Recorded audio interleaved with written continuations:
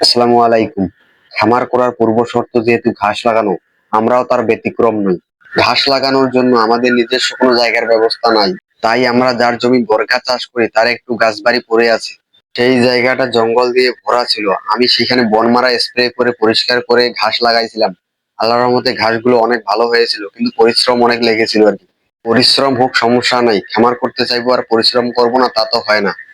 নিজের জায়গায় পরিশ্রম করব, নিজের কাজে পরিশ্রম করব, তার জন্যই তো এই খামার সেক্টরে আসা। যাই হোক, আসল কথায় আসি। গত কয়েকদিন ধরে বলতে গেলে ঈদের আগে এবং পরের থেকে সারা বাংলাদেশে আবহাওয়া অনেকটাই খারাপ। কালবৈশাখী ঝড় সহ শিলাবৃষ্টিও হচ্ছে।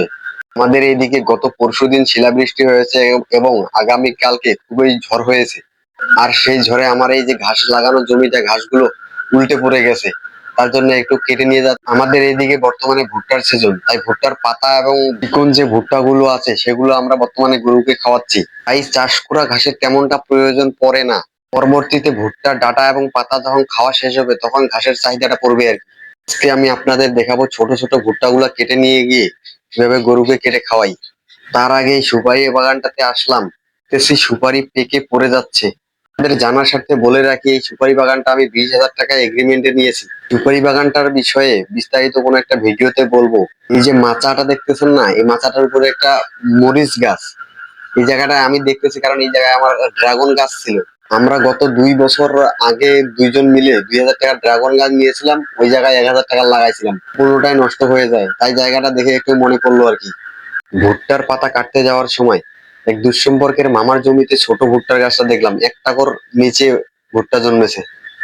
এই জায়গাটা হলো আমাদের ভুট্টা বাড়ি। ভুট্টা বাড়ি যখন ভুট্টা লাগাইছিলাম ভুট্টা বাড়িতে, তখন এই কপির চারাগুলো আনি লাগাইছিলাম। ভাবলাম যে মানুষ খাইলাম খাইলাম নাই নাই, গরু ছাগল তো খাইতে পারবে। বড় হওয়ার পর থেকে প্রতিদিন একটা করে ছাগলকে আমরা খাওয়াই, তারপরও অনেক বেশি হওয়ার কারণে এতেই পৌঁছে যাইতে ধরছে আর কি। আজকে যখন ভুট্টা ডাটা নিয়ে আসতে গেছিলাম, তখন ভাবলাম আর কিছু নিয়ে যাই, ছাগল খাবে। আমার সেই মনিরুল ভাইয়ের কথা মনে পড়লো। সেই স্বাদ লাগতেছে আমার কাছে, সেই স্বাদ লাগতেছে। আমি একটু খেয়ে দেখলাম মনিরুল ভাইয়ের সেই স্বাদ ডায়লগটা। আর আর যে কিবরিয়া ভাইয়ের শোতে মনিরুল ভাইয়ের সেই কান্নাকাটি করা ইন্টারভিউ আজও আমার মন ছুঁয়ে যায়। আমরা ভুট্টার ডাটা এবং পাত আনতে গেছিলাম। আমরা সেগুলাই বেছে বেছে ভুট্টার ডাটা এবং পাতগুলো কাটতেছিলাম। জমিতে তো সব চারা আর সমানভাবে বেড়ে ওঠে না। কোনো কোনো চারা ভালো খেতে পায়, ভালোভাবে বেড়ে ওঠে, আর কোনো কোনো চারা ভালো খেতে না পারলে ভালোভাবে বেড়ে উঠতে পারে না। আজকে আমাদের টার্গেট যেগুলো নিম্ন পর্যায়ে আছে, যেগুলো ছোট ছোট চারা, সেগুলো কেটে নিয়ে আসবো। এগুলো এমনিতেও হবে না, নষ্ট হয়ে যাবে। পরবর্তীতে খাওয়াতেও পারবো না, নষ্ট হয়ে যাবে।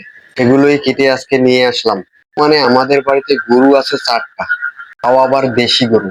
এগুলোতে সচরাচর বেশি খাবার লাগে না, অল্পতেই তাদের পেট ভরে যায়। ছাগল আছে ছোট বড় মিলে 7টা।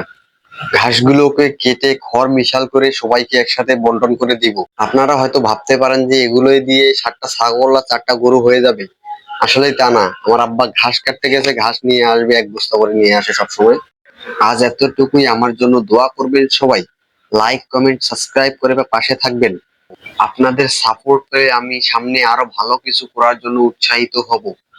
আর নতুন হিসেবে অনেক কষ্টে ভিডিও গুলো বানাই, কোনো জায়গায় যে ভুল ভ্রান্তি ধরা পড়ে সেগুলো শুধরে দেওয়ার জন্য কমেন্টে বলবেন যে এই জায়গায় আপনার ভুল। আমি পরিবর্তন করার চেষ্টা করব ইনশাআল্লাহ। আপনারা সবাই ভালো থাকবেন। খোদা হাফেজ।